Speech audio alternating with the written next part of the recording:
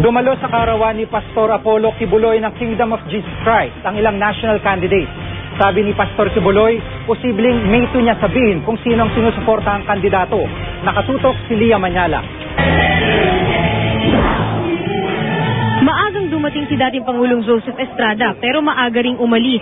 Nakinood naman sa parada sina Senador Richard Gordon, Jambi Madrigal at Brother Eddie Villanueva.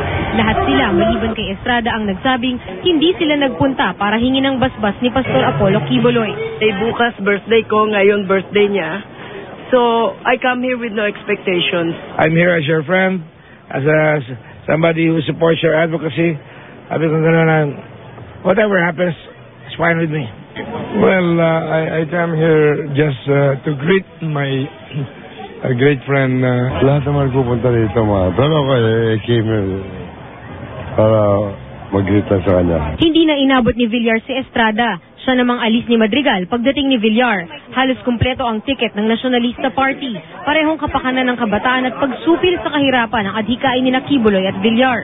Hindi naman ako nasusuma ng laki o liit ng tulong ng isang kaibigan.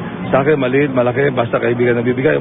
Si Senatorial Bet Ralph Recto lang ang dumating mula sa Liberal. Pero tumawag naman daw si Senador Mar Rojas kay Kibuloy na may lakad daw sila ni Senador Noynoy Aquino. Matapos ang party, hindi pa rin nag-anunsyo ng kanyang susuportahang kandidato si Kibuloy. Pero may napupusuan na raw siya. Magaling po ba? Magaling. Matalino po. Matalino rin. Magaling at matalino. I'm not here for an endorsement. I won't talk about any endorsement. I'm just here to wish my friend a happy birthday.